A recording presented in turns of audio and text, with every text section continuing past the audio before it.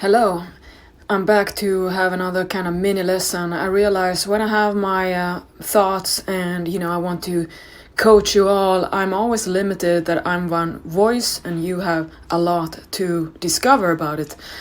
So it's my impatience that have me this outlet, and for the record, it's very bad quality and I don't sit in a studio and I pay for this podcast so I can upload the recordings. So thank you for understanding that it's gonna be this way. Raw, unedited, homemade stuff. So, thank you for being interested. I'm really honored that you listen to all my kinds of thoughts and reflections. Alright, so, when you have a pet or you're into pet training and if you were like me growing up on the countryside and always taking care of all kind of animals and farm animals and pets and rescue dogs and cats, that was my upbringing and I had tons of patience. That was my thing.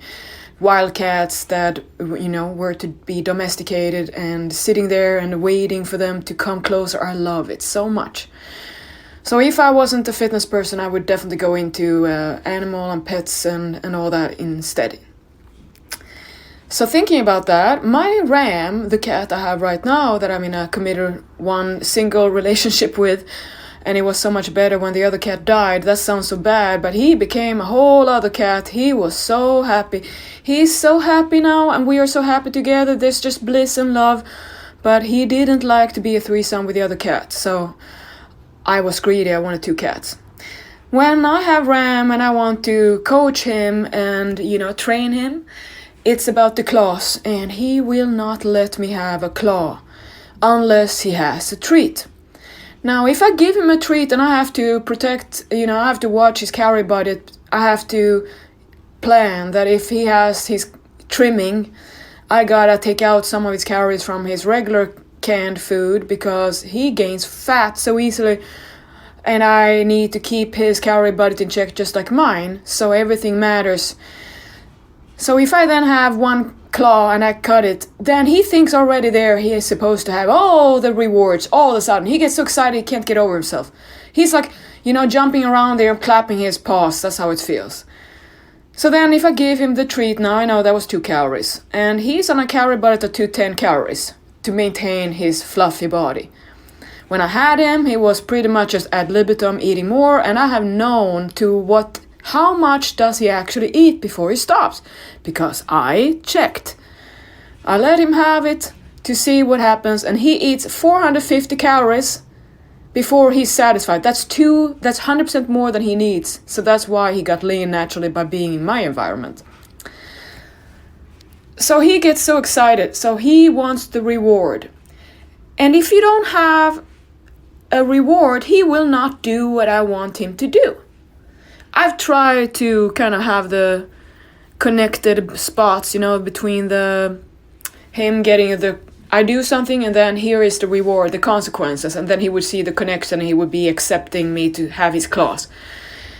But that window of opportunity is so small because after one claw, he thinks that's enough and he's gonna have all the food and he will not have another claw. He's like, I cannot do it. So I can only give him 1 treat per claw, but then that is too many. And he's just 1 claw at a time. 1 claw at a day. Because he figures me out. So my story with this is that when you have a cat that is, his love language is food. He does whatever I can do. I have his full attention if I just give him the reward in food. He doesn't care about cuddling then, that's not enough. Doesn't matter how much I should say, well, don't you just want love? He just says, screw that, I want the food. Knowing that is why I am not like everyone else, psychologist who wants to talk about how to eat sensibly. And I'm thinking, you have never been trying to get lean, you little psychologist. I know you have all the strength about psychology when everything is normal, or you maybe just wanted to kind of eat better. That's a whole other game than trying to win of, I want to be happy, starving, and get lean and strong at the same time, having all the energy and have no hunger or no appetite. That kind of what do we think we are made of, right? That is kind of what we want. We want to try to starve. And when I say starve, we're not starving at eating anorexic. We mean we don't get fat because we know we have to watch ourselves. And the leanness approach, the way we get lean, is just starvation without starvation everything. It's starving the fat, keep the muscle, and gain the muscle if possible. That's the tough thing to do because you get tired. And then you get hungry because your whole body and mind knows how to get you to eat. It sends you those signals to crave, crave, crave. And if you don't understand, it's like, what's wrong with me? Oh, nothing's wrong with you, honey bun. You're just human, just like me. That's what you need to know. So, the best pets to train for skills and, new things and obedience is the ones who love to eat, the big eaters, the ones who are ready to work hard for the reward in food.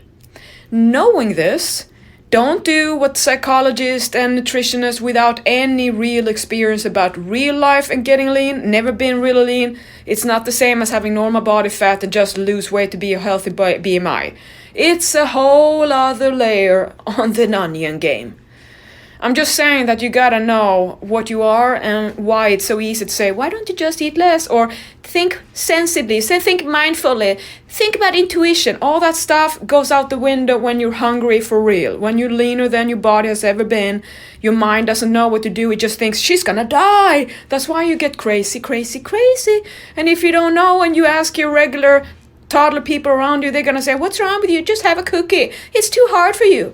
I remember when I was crying like a little kid on the couch in Sweden preparing for my first show. I've never been that lean. I've never been that hungry on leanness, not fasting, starving myself when I was a teenager. That's no problem compared to eating and get lean. Whole other way. Because you have to moderate your eating. It's easier to just eat nothing until you don't anymore. Which is why everyone tries to eat nothing forever. Nobody lasts. Unless you want to die. So then nobody can understand that it's just what I say to you here. Toughen up, because that is what you have to understand. It's just a part of the transition from regular life to lean, strong life. You just have to observe the appetite and the interest and the hunger is all that connected. It's normal and natural and expected that you're gonna want to have all that is not gonna be what you want to have eaten when it's done. So you should reward yourself with the thing that makes you happy. You should work for your food greed. You should put up in a system to work for what you love and then have it served.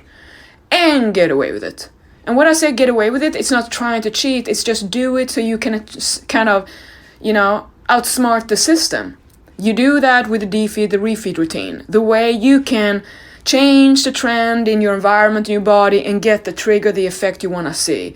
You are just taking ownership and management, leading the way of evolution for your body, so you can figure yourself out and override your human weakness. You just have to want to be smarter than you're weak and dumb. And I say that with love. Because we all can kind of want to pretend, oh, I didn't know that chocolate chips isn't vegetables. I'm sorry. Yeah, how long do you want to play that game? And remember too, many clients a lot of filthy rich clients do not want to pay up for my service for their struggle with never getting lean, never holding on to lean body life, and always falling off. Why? Because they want to figure it out. Yeah, they don't want help with what they need help with because they want to be self-made. That's kind of just waiting for it to never happen. I'm sorry, but stalling that is just you are scared of working. You're scared of expectations. You're scared of actually be careful what you wish for. Now you're here. But here's the fun thing for you to know. I might die before you want to, and then you don't have me anymore. So, busted. Be careful what you wish for, right? So, this is how I am different to everyone else. I think it's a foolish, stupid move to think that you shouldn't reward yourself in good food. You just have to do it so it's fight or diet way, so it's not junk food, because it's just not good enough for you and it's going to be too little. You need to understand the volume game. That's the whole paradise. That it's going to feel like this for you just like it does for me. That when you have fight or diet life and you do the pobo and you see how you reward yourself, you're just coming out long, leaner and stronger and healthier and happier. and not stressed out and not even like now you love the refeed just like you do the defeed. Now you notice you love the defeed more. But you want the refeed, but not every day. You realize that candy obsession fantasy thing is not really a real work project life goal. It's just the fantasy. And it's one of those fantasies that makes sense in your mind, but not really in reality. Like one of those sex fantasies. I mean, how many of you have had like 10?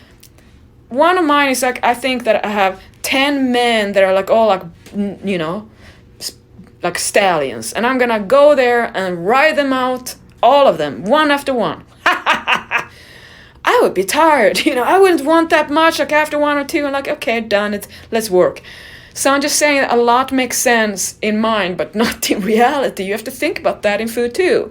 Because how do you feel after you had all that junk? You don't really feel that good about it, do you? And you know the consequence. It's just destructing and destroying your life and your quality of life. It makes you change the way you perceive things into thinking that all the drugs are what you want. But think about it. If you treat it like a drug and you just don't know anything, how to have the drug effect without the drug consequence, just the good stuff. Just the good stuff. Imagine that. That's Fighter at Nirvana. When you notice all you want you can have because you put it into the system, and what you want is what you want to have had, and now you have it and you remember it. And when you remember it, you know what you want, you're gonna have it again. That's why you reward yourself with what you love. That's the food. So here you go, that's why we do it. Get over the want, the desire to not have cravings, to not have desires. Because you want desires to be motivated to work hard and stay strong on defeed. Because you're gonna be rewarded with refeed.